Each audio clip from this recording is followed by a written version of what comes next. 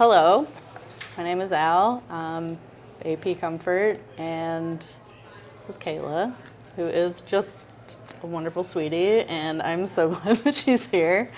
I actually was her wife's neighbor in college. We didn't actually go to college together, but she was my neighbor. We became really good friends, kind of fell out of touch, and now I'm here. Now you're here. Yes. Yeah, it's bizarre and amazing. Totally random, and I love it. Yeah. So you met my wife Laura in Massachusetts. Yes. Which is where you're from, or? Yes. Okay. But not like that area. Okay. Because Laura's from North Carolina, which is where we live now. So Laura it's just is amazing, and the reason why I started saying y'all before I moved down here. That's so cute. Yes, her family, their North Carolina accent is very thick. By the way, y'all, I have to plug my wife. She just wrote a huge feature for Ware.com about Peter Thiel and the Antichrist. It is insane. It's insane. It's like 7,500 words, and it is really important, like investigative research that she's done on Peter Thiel and the Antichrist. So I highly recommend looking into my wife after you leave here today. I agree. Yes. We love Laura. She brought us here. Yeah. Oh, I love her so much.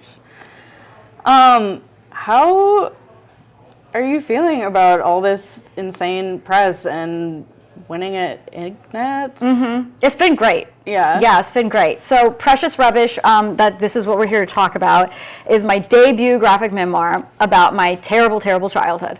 And it's really, really sad. And I didn't think that people would read it. I didn't think anyone would. I didn't think it was publishable, first of all. So I wrote it like over 10 years ago, like started writing it and was doing it essentially in secret because I was writing about my family, trying to figure out like what exactly happened to me as a kid.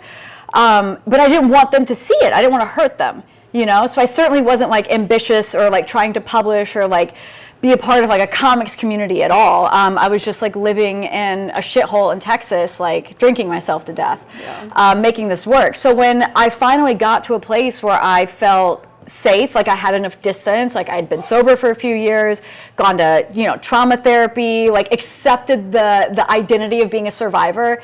Up until like my mid-20s, I didn't think I was an alcoholic. I didn't think I was a survivor. I didn't think I had a bad childhood. I mean, delusion to the max. But when I finally started to get some healing, I was like, I had a mentor tell me that he thought that this should be a book, the comics that I've been working on in secret. So it's the only reason why I pitched to Fantagraphics. That's my publisher. And so that whole time, even still, when I pitched it, I was like, okay, my mentor believes in me. Fantagraphics seems to believe in me, but no one outside of that will maybe read the book. So as you can imagine, like the response has been like fucking crazy. And so the response has been like, I got a really big, very positive write-up in the New York Times that was also published in print in the New York Times Review of Books. And then the New Yorker excerpted 11 pages. It won an Ignatz, one of the big industry awards a couple weekends ago at SPX Fest. And people are reading the shit out of this book. And it's blowing my mind. Yeah. Is it really just a brick? It is literally a brick. It's actually technically a paver, which... I don't know why that's so funny to me. It's so funny. I think it's from Lowe's. But the actual brick, so the Ignatz is named after the comics of George Harriman, Crazy Cat comics, from like the early 20th century. And so in the comic, the character Ignatz is a mouse, and he throws a literal brick at the other character, Crazy, who's a cat. Okay. And there's some kind of weird, like maybe homoerotic relationship there between these characters. Highly recommend Crazy Cat. But so the Ignatz is named after that mouse, so that's why they give a brick as the award. So it's a literal paver, a red paver on a little wooden stand that just says like Ignatz Award, outstanding graphic novel. It's quite heavy. Yeah, it's really funny. Yeah, it's like a trolley award, in a way. It's serious, but it's also like doesn't take itself too seriously. Yeah. I love shit like that so much. Me too. Me too. What a memento. Hell yeah. I was like, wow, you can really do some damage with that. Yeah. We love a trophy. Throw it at our enemies. One person picked up the award on behalf of someone else, and he was like, he said, I'm going to throw this at a cop. And we all cheered. Hell yeah. Who is your mentor? So his name is Mark Newgarden. Yeah, he's one of my mentors. I'd say he's probably the mentor that I have the closest relationship to. So he is like a maverick pioneer of experimental comics. I'd say probably my primary like formal and aesthetic influence. So he was publishing like really, really, really avant-garde experimental comics in the 80s and 90s. And so he's one of the first people who really like kind of brought in the iconography of Ernie Bushmiller's Nancy, who is like just a fantastic comic character. And so in the 80s, he was like doing these like artful like deconstruction of Nancy as like a symbol. So just like visionary shit before anybody was making stuff like that. So yeah, he's one of my favorite cartoonists, but I also have been sending my mini comics that whole period when I wasn't publishing. I was making comics like quite productively. And so I would send my shitty little comics to Mark Newgarden, another cartoonist named Tim Hensley, who's one of my fucking heroes. This guy, Chris Ware, is another cartoonist I love. Is sick. He's so sick. We should talk about Chris Ware. Yeah. And then Ivan Brunetti is the other cartoonist. There were some other ones I sent my stuff to, but those were the ones who would like write me letters back and like started to really take me seriously as a cartoonist. And like that, I mean, if no one's reading your stuff but them, like, it's kind of what fueled me, I think, to continue making comics, and pretty much near isolation. Yeah. Amazing. It's really wild. Unrelated, but so many people have read this now. Mm-hmm. Is it weird, like, running into random people and they, like, recognize you and they're like, I know all of this stuff about you. Let me, like, do people seem to, like, trauma dump on you now? I don't look at it that way, actually. Yeah. I have a really a deep gratitude for my readers. I think that the work is really difficult. And so if anyone is going to, like, sit with this book, even for a few pages, like that is something that I see as I'm privileged that someone is willing to like sit with this work. And when people connect with me over our shared pain, like to me, like that's healing for me. Because like not only do they feel mirrored by the work, I'm being mirrored by them. I feel less alone.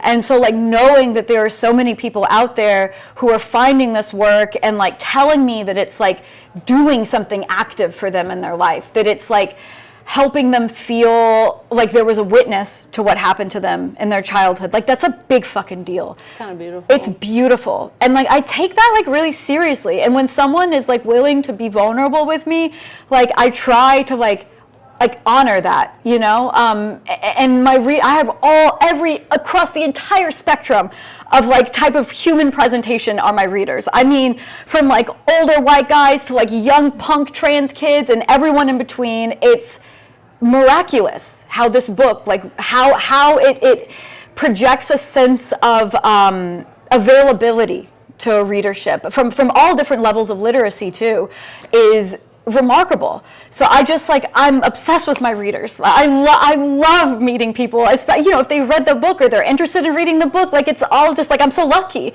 you know, like I feel like it's a gift, really. Yeah. That's true. That's like just seeing you interact with people today. It was just like, oh, people are great. It's like I'm very much a shut-in in my daily life. Like my wife and I, like we really don't leave the house. Recently we had an orb weaver. I was telling Samuel this, like build a huge web in the frame of our front door. And it was there for 5 consecutive days, and it didn't even bother us because we never left the house anyway. So we didn't have to disturb the web. That's how little we leave the house. So when I meet people who like, and we live in like a little shitty town in North Carolina, nobody knows who I am. Nobody reads Precious Rubbish in Alamance County. Do you know what I mean? Like, it's just not a part of my life. So when I have these kinds of opportunities to like engage with people, it's so life-giving. And it's kind of like the thing that like feeds in some ways like my spiritual practice, and like connecting with strangers on this like kind of intimate level of like shared pain, but like we're both alive. We like survived it because we're talking to one another, and like that is like something to celebrate. And it's just beautiful, really. Yeah. It's a little cheesy, but I'm being honest. Cheesy. Yeah. Hell yeah. Yeah. Wow. Shit. Sorry.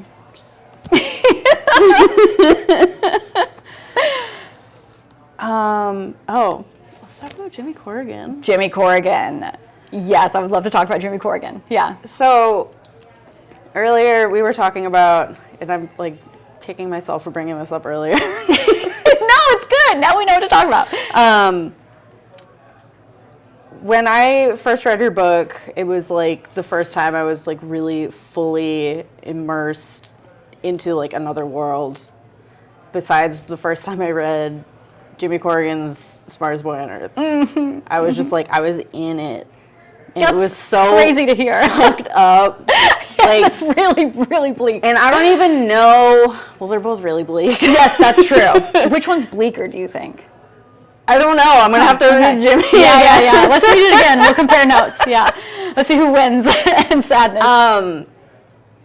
And I'm wondering if like your color palette was intentional into bringing like, this is my experience from being a child Yes, in exactly. this space. It was like, no, I am like in these rooms with you, and this is awful, and I want to throw.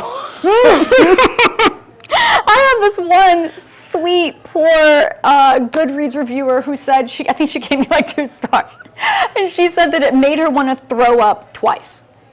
So like people have like visceral, physical responses to the work, which is like, I mean, that's kind of amazing. Compliment, yeah. Yeah, like for my comic book to like physically engage with people, to have that kind of relationship with a stranger, like through paper, is extraordinary. Yeah. You know? Like you don't know these people. Exactly. Yeah, and I'm making their stomach hurt. That's kind of badass. Like, I'm sorry, but also like there's like something beautiful about the form that it can elicit that kind of embodied response that I find really exciting. And I had the exact same relationship to Jimmy Corrigan as you. And it's the only reason why this book exists is because I read Jimmy Corrigan and I ran back to my shitty little dorm room and I drew my very first comic strip. Really? Yes, it was the first time I ever did sequential art. Like I'd done like stuff that looked comic-y, but I'd never done like box next to box next to box to like communicate something. Because I was so struck by this form and what Chris Ware did with this book, it just blew my mind. I had never had a physical reaction to a work of art of any type, of literature, poetry, film, visual art, nothing.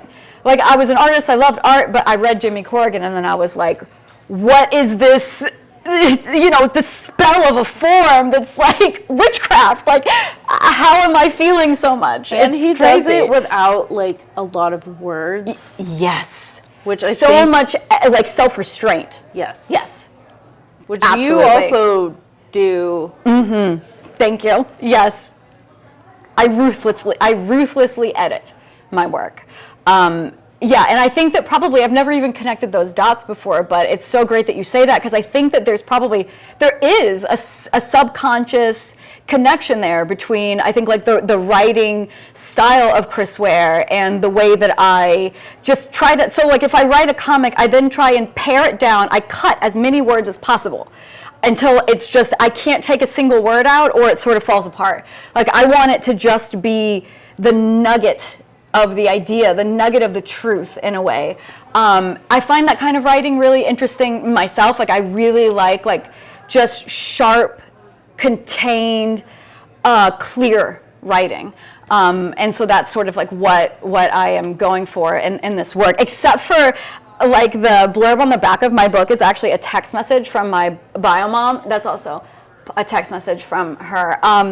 But so this is not edited very well because she's barely literate. I actually had to like fix some of her misspellings, which I actually think are quite funny, but I didn't want to include on the back cover of the book the misspellings. But so this is a text message from my bio mom. Should I read it? Yeah. Okay, you want me to read it? Do you guys want to hear? Okay. So she sent this to my mother-in-law. So we talked about my wife, Laura. She texted this to my mother-in-law sort of at the end of our relationship, right before I decided to go like clinically no contact with her. So she said, maybe deep down, Kayla realizes she's not here for me. It hurts that she moved so far away. Contacting me once in a great while is not the same as actually being here for me. Taking a quick break from work and asking how I'm doing doesn't give a realistic perception of the severity of my health issues and what my life is like on a daily basis. If she spent a little time with me, it would help her better understand my life. If my mother had to live in government housing and endure almost 8 years of severe bullying, harassment, verbal and emotional abuse, and traumatization, including threats of physical harm to her little dog, I'm sorry, it's not funny. It's funny to me because I know her and the fucking poodle, Jojo Frou-Frou. She lies about all this shit. She does live in government housing, but okay, so I would do everything in my power to protect her and move her to a safer place. She was literally unhoused and I got her into the government housing, but she's still complaining that, it's like, what, am I supposed to like pay for you to have like a bougie house? Like I make $19,000 a year. Anyway, I live in this hellish environment in addition to dealing with my severe health issues, which have progressively gotten worse. And it's even more painful because I have to deal with it alone. So she sent that to my mother-in-law, trying to turn my mother-in-law against me and my wife. Psychotic. But yeah, so then this is sort of an illustration of, so my mom and my dad, and then like they're puppeteering my corpse. I've got like this big kitchen knife in my chest, which really, I think, sums up the dynamic between me and my parents a little bit. But so that's not very well edited, is my point. Yeah. Because I didn't write it. Yeah. Yes. Hell yeah. Yeah, that's my mom. That's my mom. I'm a little confused about the whole dog situation throughout this book. Oh, yes. Let's talk about Chiz. Yeah. Please tell me about Chiz. Yeah, so Chiz was my Chihuahua best friend daughter from the time I was 5 years old, and I had her for 19 years. And so there's a lot of Chiz decapitations that happen in this book. Yes. The one where I pointed out my mom, she had like a saw, and in it she sawed off Chiz's head.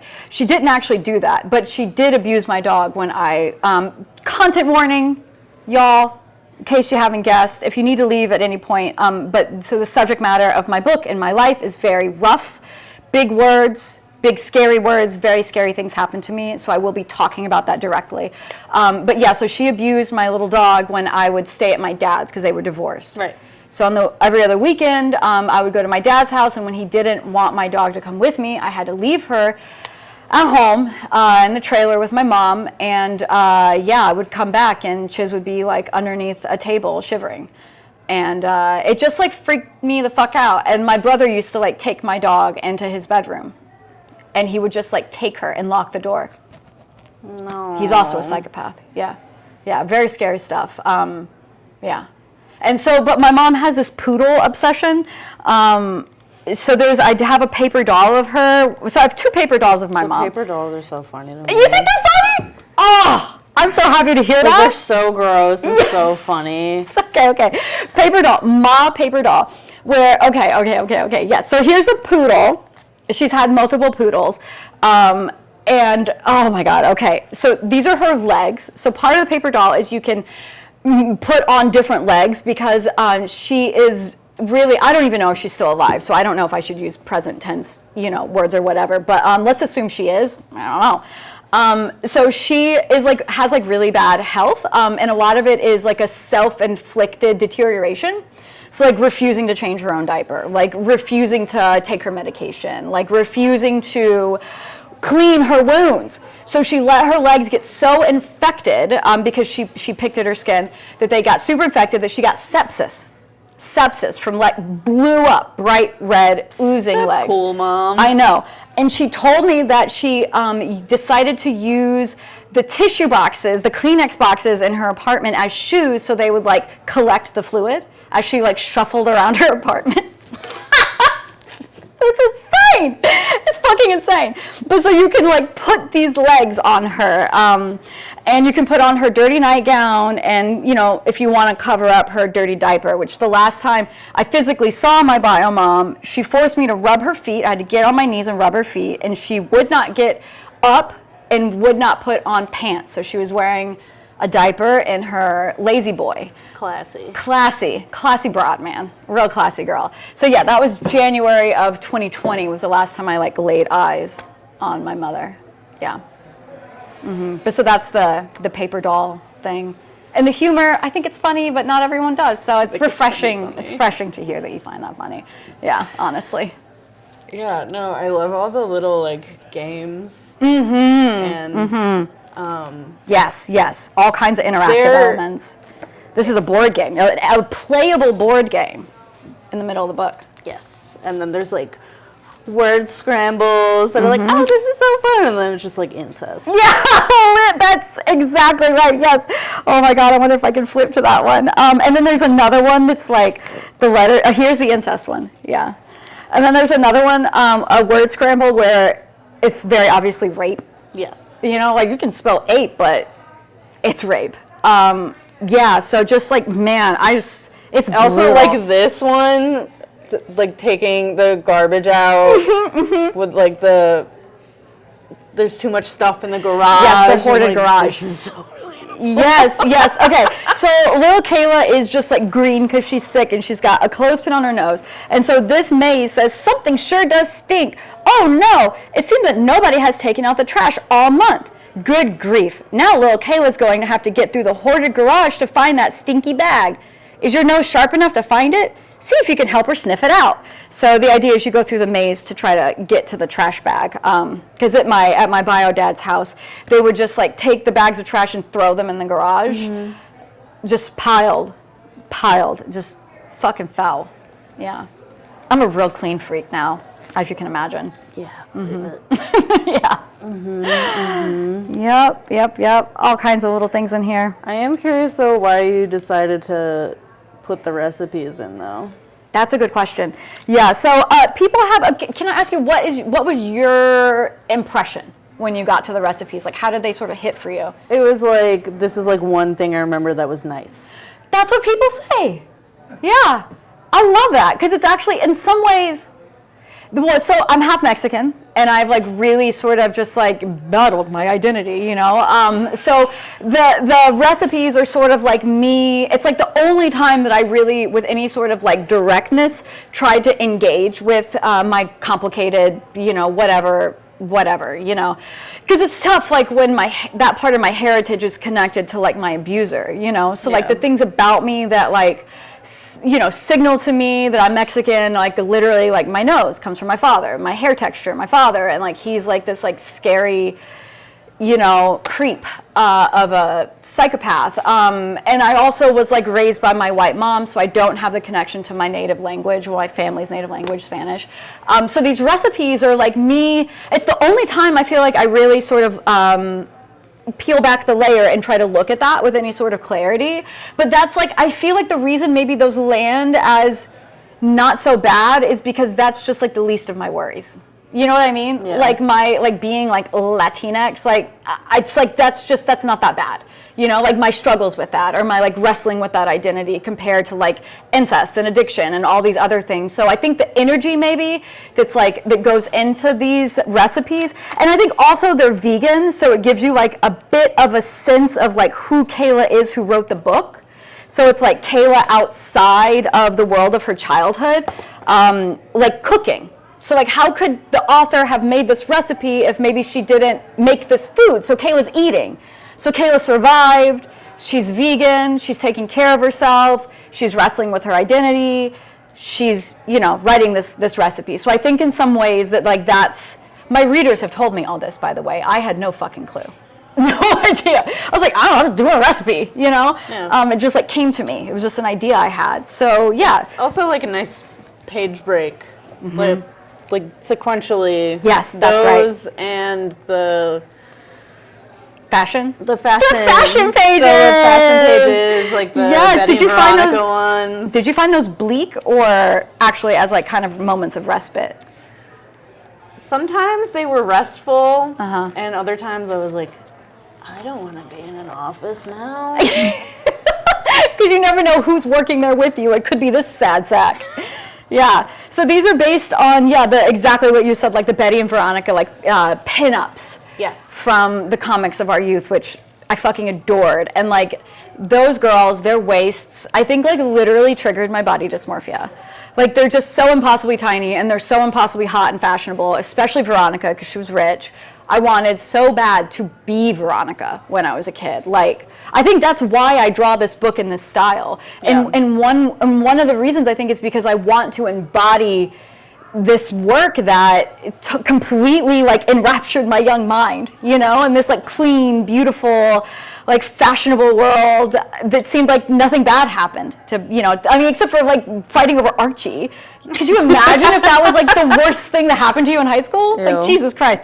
So this is me like, you know, like wearing the Betty and Veronica fashions. These are the exact fashions from the pages that that I've adapted.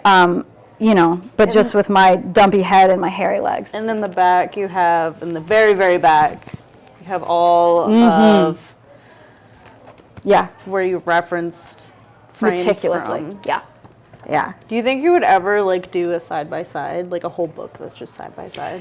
You're not the first person to ask me about that. There's no way I would have been. No, only one other person has, and it was very recently. Really? Yes. That's crazy to me. Yeah, yeah, and I kind of was like, that's a cool idea, and then sort of put it away, but yeah, you're bringing it up, so that's like 2 in a row. Yeah. Well, see, like I put it in this slideshow. The only place it is in a couple frames from this slideshow. Yeah, that's the only time I ever do that. I would buy it. Interesting. I should make like a little like supplement or something, right? That's a really good idea. All right, I'm going to say Fantagraphics will like shell out some money for that because it needs to be color. And like, yes, color, it's like $1 a sheet at Office Depot. Ooh. Yeah, it's very expensive. But that's a really good idea. I'm going to chew on that. I appreciate that. It's a really cool way to present just like comics history. I like that. And you did such a good job. Obviously, like doing your research because you're a fucking nerd in the best way possible. Self-identified, so it's not an insult. Yeah. Yes. You love comics. It shows up in your work. You talk to people about comics all the fucking time. Yes, I do. I love it. It's so much fun. You're wonderful. Thank you. So are you. I'm so proud of you. Thank you. Yeah, you're asking just like unbelievably good questions. I appreciate like the close reading, the thoughtfulness, the stuff we have in common about our relationships with comics is like pretty uncanny. Yeah, I love it. We both love my wife, so. And we love Laura. Yeah. Yes.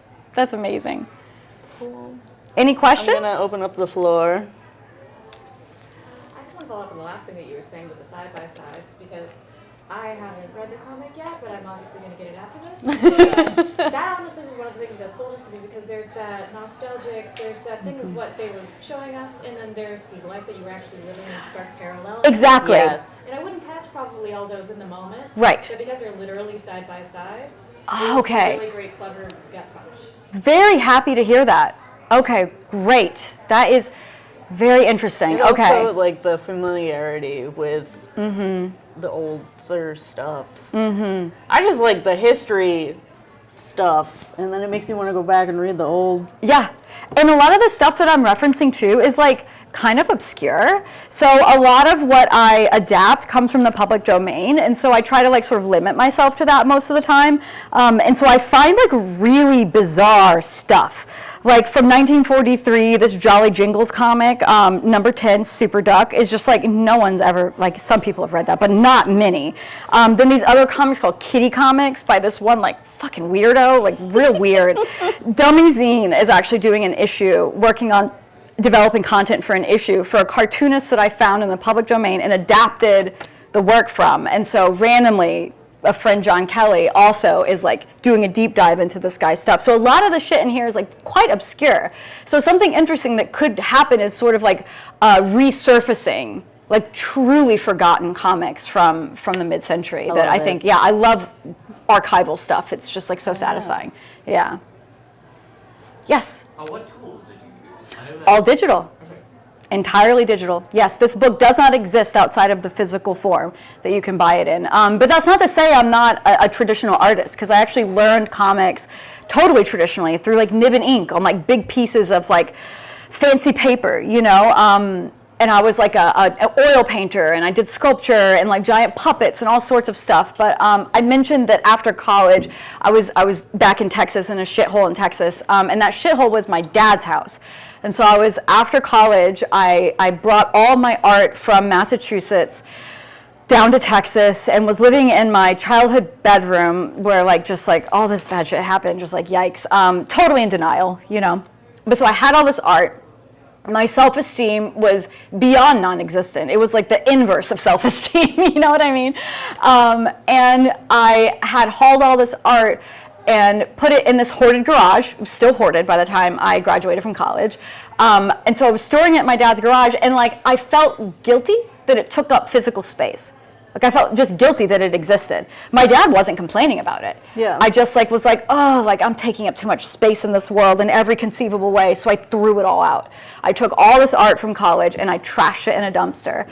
And so at that point, I still had that like awful impulse to make art, but I like refused to like give myself access to tools. So I wouldn't let myself paint, I wouldn't let myself sculpt, I wouldn't let myself draw. Like it was pure deprivation. But I like was like, okay, I have a computer, I have the Adobe programs, I think I can let myself make art if it doesn't exist. So that's why I started making digital art. It's a really interesting way to look Isn't at it that. bizarre? Yeah. Yeah, and so the very first digital drawing I ever made, was actually page 2 of Precious Rubbish. This one right here. This is the first page of Precious Rubbish, first digital drawing. And I essentially like established my color palette, my character design, my logo design, like just at once.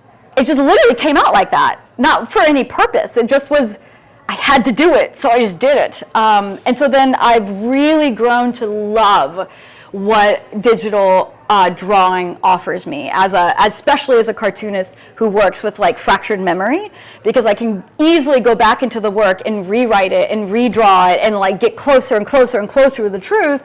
Whereas like physical drawing, it's like really hard to want to go in there and like cut out the panels or white it out. It's easier when it's just a bunch of vectors I can copy and paste elsewhere so I don't lose it, but then just sort of like rework the comics until I get as close to the truth of what happened to me as possible. So when it comes to comics, I'm really interested in continuing to draw digitally. Yeah. Excellent question. One more. Yeah. How much time do we have? We have till like 3. Oh, wow. I'm on after this, so we can go along. Okay, great. Fantastic. What? I keep hearing the like phrase graphic medicine. What is that?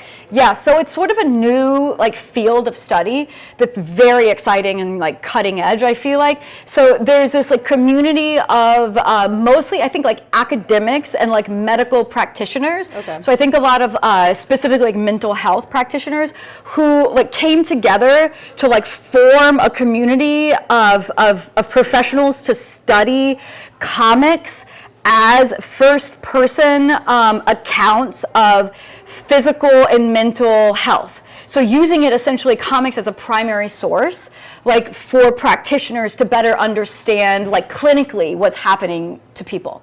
So like first-person accounts like autobio comics about like surviving cancer. Like this community of practitioners like studies it like in like a really incredibly serious way to better understand like what it's like to be a person diagnosed with cancer, you know, to what it's like to be a person with complex PTSD. And so people have been able to like use Precious Rubbish like as one of the like sources within graphic medicine to like see like literally, because comics allows you to like what we were saying, embody the text, embody the character. So like talk about like an incredible primary source to see like, okay, like how does like incest and poverty and hunger and addiction impact a little kid? We'll just read Precious Rubbish and like you really can feel it, you know, like you can really like the cartoonist is able to communicate that experience in such a potent way. And I think I'm so grateful to these professionals who like were able to sort of like see the brilliance that the form offers. And to take it seriously, and there's like a graphic medicine organization, and like I think every 2 years they have like a global conference where they like get together and just like take this shit serious. It's people like they write papers, like academic papers about this stuff, like scientific papers about it. It's and it's a pretty new field of study. I think like probably within a decade or so. Okay. Yeah, it's I extraordinary. feel like I just like keep hearing it all the time, and I'm like, what is this? It's really cool. It's really cool. Rad. Yeah. I'll have to look more into that. 100%. Yeah, a bunch of like really smart nerds like taking this shit seriously. Yeah. What more can you ask for? Yeah. Love it. Any other questions for anybody? Who's gonna buy my book? Who's gonna buy my book? Anybody? Hell yeah. Samuel? Can I ask another one? I don't know. Yes, please, of course. So obviously, and for entirely understandable reasons, you're no contact with your brother. Or Yes. With your mother. Is there anyone in your family who is seen in this, who abuses you, as so much in the book, who you are still in contact with, and what is the balance? What's the threshold of forgiveness? Do you think? The first what? What's the threshold of forgiveness? Okay, gotcha. Or of even like considering the possibility of that. Yes, that's a really phenomenal and very deep question. So I am clinically no contact with my entire biological family. So I'm not in touch with anyone that I am related to at all, or their children or their partners, their spouses, nobody. So the entire family system is complicit in what happened to me. They knew. Yeah. They knew. And I don't feel safe with any of them. You know, like I have one aunt who like I thought was kind of chill, but then I remember that my, content warning, that my biological brother tried to assault my cousin in her house, and she knew that. Jesus Christ. But she still let little babies be babysat by my brother, had no problem knowing that I was alone with my brother every weekend during the summer, like had no, just ignore, just oblivion, you know? And the sickness that is, I think, deeply embedded in my family system is just one that I had to walk away from in order to heal. Because like having any engagement with people who were complicit in what happened to me, it would have been, I found, because I tried for years, I found it impossible to heal. I just couldn't. I wasn't able to like do the real work in therapy to follow, like to go through the actual like steps of grief, to ever feel anger. If like, how am I gonna feel mad at my mom for what she did to me, and then pick up the phone and call her and like pay her medical bills and like set up Meals on Wheels and just do all this labor for her while she's telling me I should never have been born, and while my therapist is like, Kayla, you probably should stop feeling sadness for her and start feeling sadness for yourself. And it just like, I couldn't do it. I couldn't reconcile it. So when I made the formal decision to go no contact with my bio mom, it took me about a year to get there. It was very slow. It was like in very seriously contained therapy. And then from there, I decided to go no contact with the entire family system. But to speak to forgiveness, so I think for me, as a sober person, I feel like I have to be very careful of anger and be really mindful of rage, which I have. And all of my anger, resentment, whatever is totally justifiable because like they tortured me, you know? But I there's an expression in recovery that I don't know who said it, but like resentment is like drinking poison, hoping to harm them, but you just were poisoning yourself. So whatever. When I was coming up, like in reconciling with what happened to me, if anybody ever said the word forgiveness, it was such a trigger word for me. Like it really pissed me the fuck off. Like, yeah, like I had sponsors who like would tell me, so I'm a member of a 12-step organization, and in early sobriety, I had very well-meaning sponsors like tell me to try to find my part in the abuse and like tell me that like I should really focus on forgiveness. But again, like I can't get there if I don't get pissed first, you know? And like, I think especially like as someone who was assigned female at birth and the way that I was conditioned to just like feel like a sense of nurturing. So I just felt sorry for them. I felt bad for them. I thought about their childhoods and what happened to them, and oh, poor dad and his poverty and his abusive father, and poor mom for her poverty and her abusive mother, and poor parents. Like, I'm just gonna kill myself to protect them, to serve them. And so that kind of language was actually really difficult for me in the years that I was like sort of like beginning the healing process. But in the years since I've like been able to like give myself the space to be like deeply angry, viciously angry and rageful, I now am at a place where my only concern is myself. And I am interested in only nurturing little Kayla and what is going to protect her now, what is going to make her feel loved. And that is peace. I want peace. I want peace for myself. I want peace for her. I want to live this serene, safe life And like, I just don't really want to be a ball of rage anymore. So it's not, I feel like I have a different definition of forgiveness. And for me, that is acceptance. So when people say forgiveness, I replace it with acceptance. I'm like, yes, I'm there. Yes, I have accepted what happened to me. And like, I believe myself. For me, that's huge. To accept it, like, yes, I'm a survivor is like so validating, you know? Because I gaslit myself for so long and they really gaslit me. So I think that's sort of how I've approached that. And it is integral now, years, like almost a decade into my recovery. This is where I've landed, but it is nowhere that I should have or could have started at, you know? It just took like a lot of work to get there. And it really is just, it's been a choice. I want to be in this space because that is what is going to be the most life-giving for me, and it has fuck all to do with my disgusting family, who, I don't care what happens to them. I hope that they suffer. I hope that they're dead. It would be a mercy. Less people would be hurt. So my forgiveness, my acceptance, nothing, like, they don't get to benefit from that whatsoever. Because I still publish this, you know what I mean? Just like rips them a new one. Oops, sorry. Yeah, so... Very good. Complicated answer. Apologies for how long-winded that was, but that's my answer. Yeah. Any softballs? What's your favorite comic that you're reading right now? I'll get to you right after. My favorite comic I'm reading right now. Okay, so this is just like sort of lame. Classic. So I'm co-editing and designing the Nancy reprints. So I don't know if y'all ever read like, yes, a Nancy by Ernie Bushmiller. And so I just like, I love Nancy. It's just like the most perfect, brilliant like distillation of what comics can do, and like especially like the tricks of sequential art.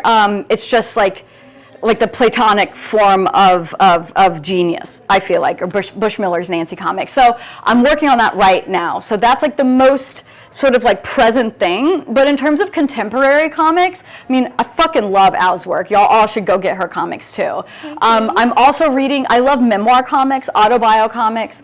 M.S. Harkness wrote this book called Time Under Tension. I could not recommend it more. I also designed it, so it looks really cute. But it's bleak, hella bleak, okay? And then there's another memoir I love called Dear Minnie, Volume 1 by this cartoonist Natalie Norris. That's on my list. Fucking incredible. Yeah. Buckle in. It's beautiful. It'll kill you. And then I also love Ephemera and Raised by Ghosts by this cartoonist named Brianna Lowenson. And these are all Fantagraphics titles, and I designed them all. So not only do I want you to read them because the design is pretty, but like trust me because I know these books. Like I know them intimately. Very, very well, and I know the cartoonists very, very well, and I could not recommend that list higher. Those are some classics, yeah. Amazing. Yes? I know questions about reasons for art style, but... I want to hear it all.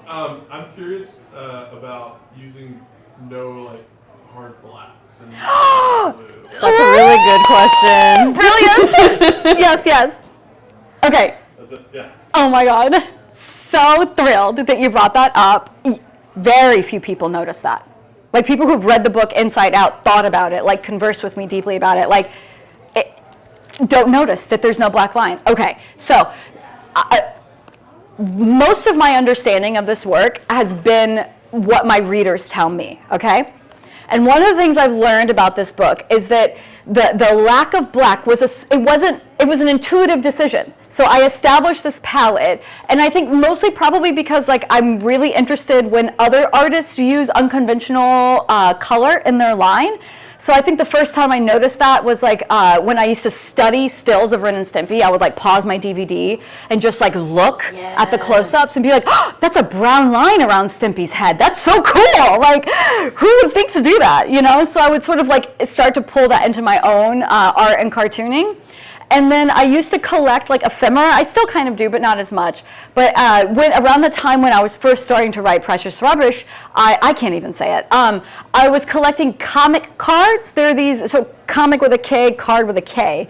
There are these little, like really shitty little cardboard, like ephemeral postcards that were made to look like wood. So it was like printed on the card. They had like zigzag edges.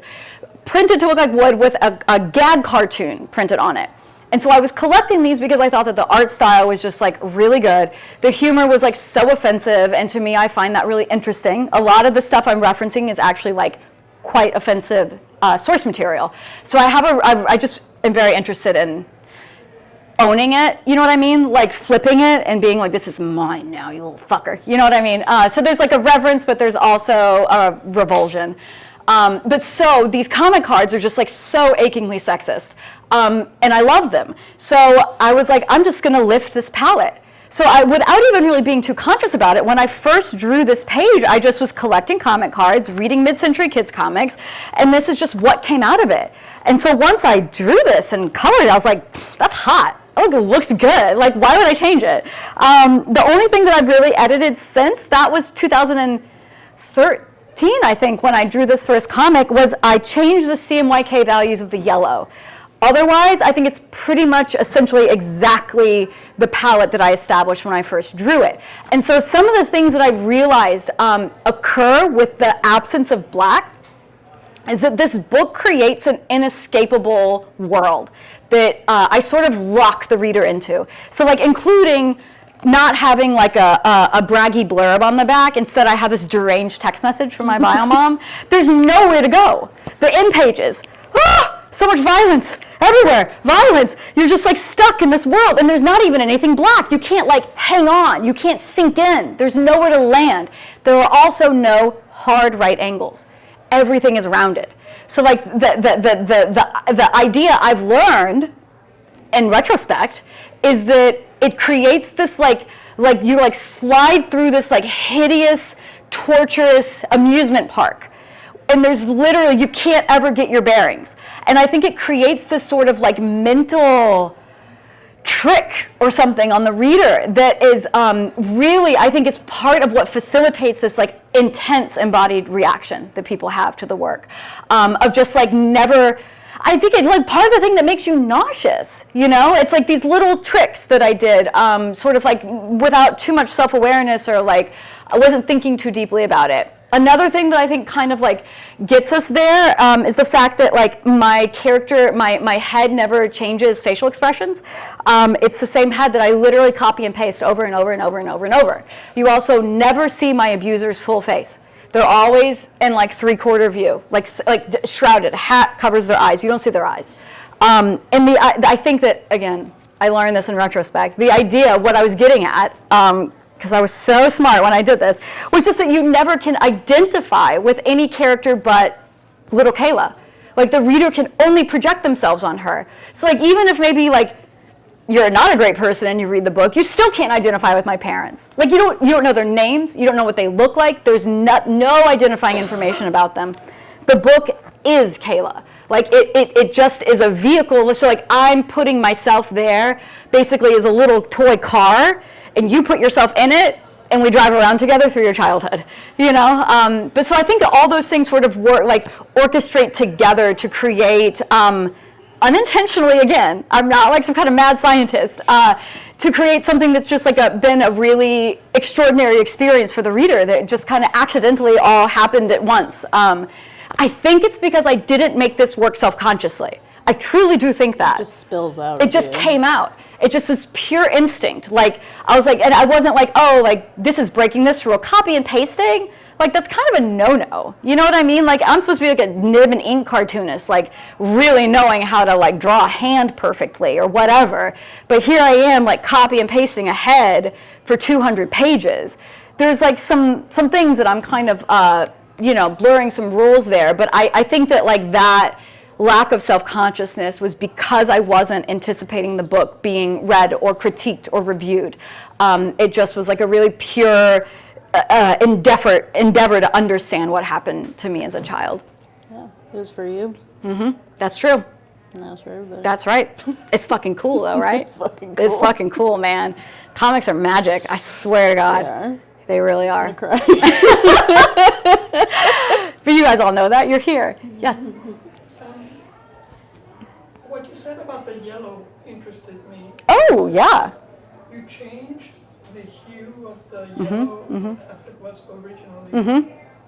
So I have two questions. Yes. Why did you do that? And the second is whether there is any yellow in the book that retains the original hue. That is such a good question. I changed it all.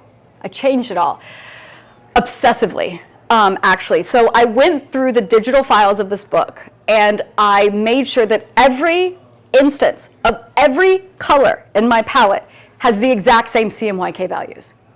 All of it. Every tiny little vector of yellow throughout the entire book is going to have the exact same CMYK values. Like, that's deranged. Like, it's deranged if y'all, like, do the shit that we do. It's like, oh my God. Same with the blue and the green, the whole palette. But so to answer your question about the yellow, so the first time, you can actually, if you Google Precious Rubbish, you can see it was published in like a little lit magazine out of Wash U called The Spectacle. So that was the first time I'd ever shared the work, ever. That was like 2013 or something, or 2016 maybe. No, 2014. But it was an anthology. No, it was online, an online lit magazine. It has been in some anthologies, yes. No, this one was, I don't know if it was very well read at all. It was just like a graduate school literary magazine.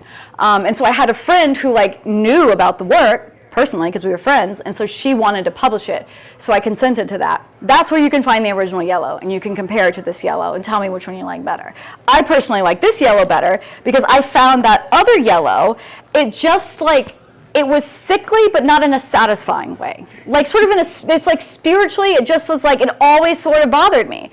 Whenever I worked with this palette, like I would kind of start to avoid using that earlier yellow because they're just so, I don't know, I just didn't like it. It didn't hit right, you know what I mean? Yeah. So I was like, let's change, and changing the yellow, making the decision to change the yellow after the book had been written, mind you. What a labor.